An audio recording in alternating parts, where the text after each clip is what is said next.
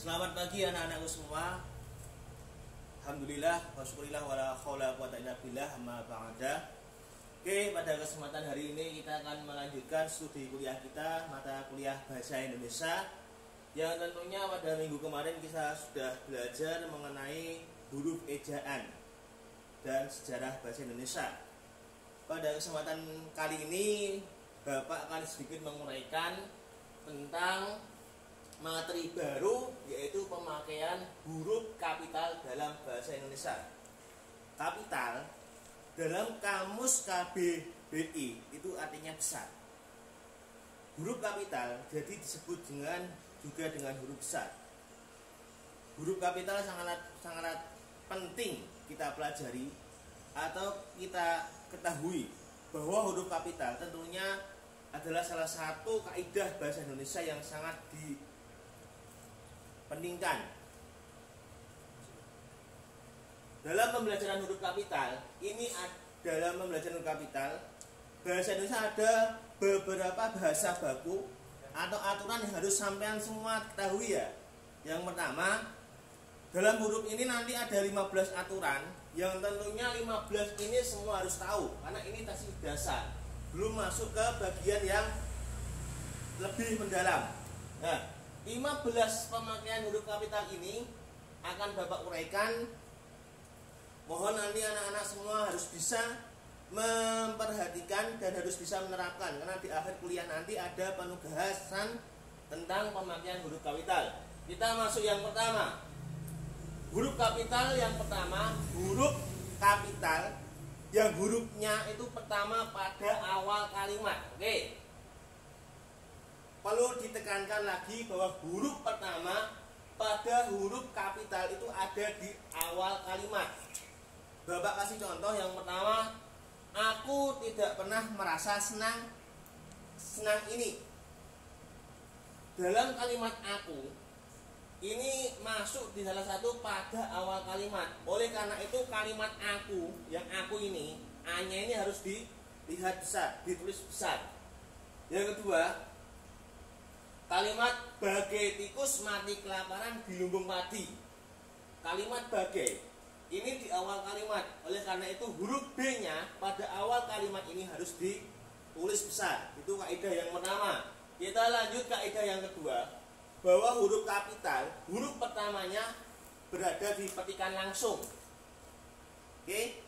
Harus sampai ingat bahwa huruf pertama kapital setelah berada di petikan langsung. Contohnya, Kuni bertanya, kapan kita bisa bertemu lagi? Dalam kalimat ini, mana yang dimaksud huruf kapital anak-anak? Dengan kaidah ini. Ya ini, huruf kapannya ini. Kapannya ditulis besar. Kenapa? Karena harus petikan. Setelah petikan, ya, kaidah kedua. Selanjutnya kaidah ketiga. Kaidah ketiga pada huruf kapital itu masuk pada huruf pertama dalam ungkapan yang berhubungan. Yang pertama nama Tuhan, yang kedua kitab suci Al-Quran, atau yang termasuk kata ganti untuk Tuhan. Jadi yang ketiga ini kaidahnya hanya ada pada nama Tuhan dan kitab suci. Ini kata kuncinya. Oke, Bapak contohkan. Contoh yang pertama, puji syukur kepada Tuhan yang Maha Esa. Lafaz Tuhan yang Maha Esa ini pada unsurnya sama dengan nama Tuhan. Jadi huruf Tuhan yang Maha Esa di awal kalimat harus nama besar semua. Yang kedua, ketika aku sedang berdoa, aku tahu Dia mendengarku. Nah, lafaz dia pada unsurnya ini kita sebagai nama ganti untuk nama Tuhan. Oke, ini kaidah yang ketiga. Kaidah yang keempat, huruf kapital, huruf yang pertamanya bernama gelar. Oke, ingat ya, nama gelar, kehormatan, keturunan, keagamaan yang diikuti nama orang. Kata kuncinya di nama gelar, kehormatan, keturunan, dan keagamaan. Saya contohkan Sultan Hamengkubuwono. Nama Sultan ini tentunya akan sebagai nama gelar kehormatan salah satu keraton yang ada di Jogja. Jadi ini dari dari tahun ke tahun ketika ada anak pasti julukannya atau gelarnya sultan. Itu yang contoh pertama. Yang kedua, contoh dalam keagamaan ini contohnya Haji Eko Prego. Hajinya ini sebagai gelar nama keagamaan. Maka untuk haji ini sendiri harus ditulis dengan huruf besar. Oke, itu kaidah yang keempat. Kita masuk kaidah yang kelima. Kaidah yang kelima, huruf kapital masuk pada huruf pertama pada nama jabatan dan pangkat. Kuncinya jabatan dan pangkat yang diikuti nama orang, ya. Kuncinya jabatan dan pangkat. Saya contohkan.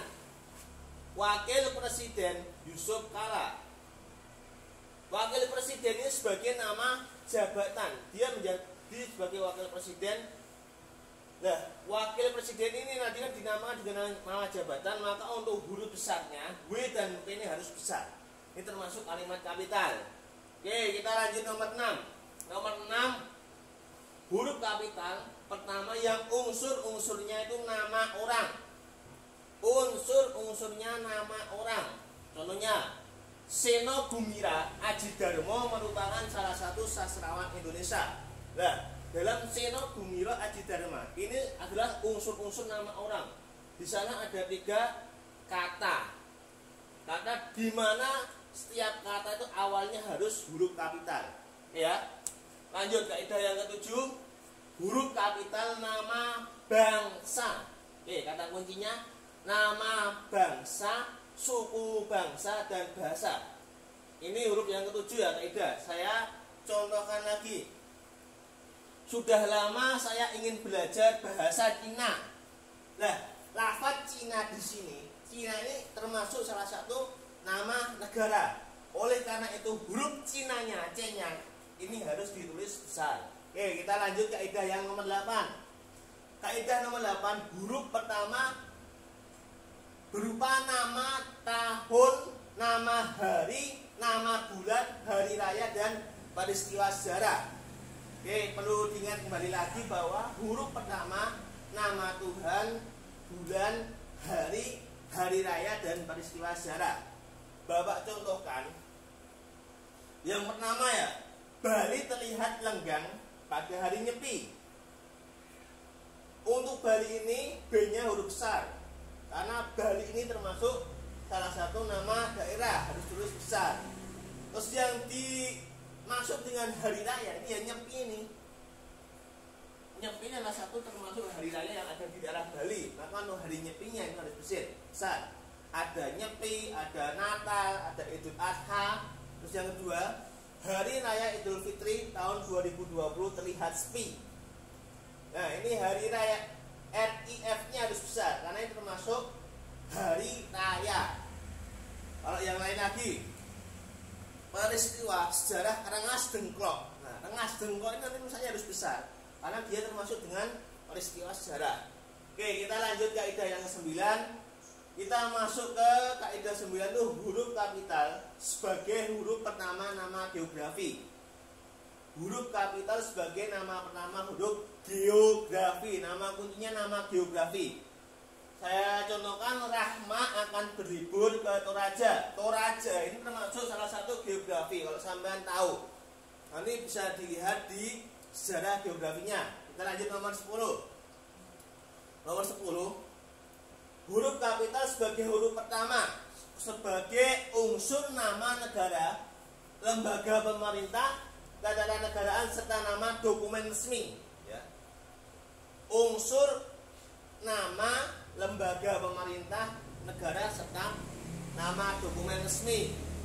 Contohnya, Republik Rakyat Cina merupakan salah satu negara terpadat di dunia. Republik Rakyat Cina ini yang dimaksud sebagai unsur lembaga pemerintah. Ya, RRC-nya harus ditulis besar. Masuk kaidah yang ke-11. Huruf pertama pada huruf kapital setiap unsurnya berbentuk ulang. Nih, kuncinya berbentuk ulang yang sempurna. Ini terdapat pada nama badan, lembaga pemerintah, ketatanegaraan serta nama dokumen yang resmi. Kuncinya dibentuk ulang yang sempurna. Contohnya, warga dunia mendesak Perserikatan Bangsa-Bangsa untuk mempengaruhi agresi Israel ke Palestina. Nah, ini yang contohnya dari unsur bentuk ulang. Ini nama bangsa-bangsa ini. Bangsa-bangsa ini kalau kaidah di bahasa Indonesia, dia termasuk unsur yang diulang dan hurufnya ada huruf besar-besar. Lanjut kaidah yang ke-12. Huruf kapital pertama masuk pada nama buku, majalah, surat kabar, dan judul karangan. Kuncinya di nama buku, nama majalah, surat kabar, dan judul karangan. Bapak contohkan, nih yang baru membaca pedoman umat. Lah, pada kalimat ini, pedoman umat ini sebagai salah satu bentuk buku. Jadi untuk tulisannya di awal kalimatnya itu harus besar-besar semua. Lanjut kaidah yang nomor 13.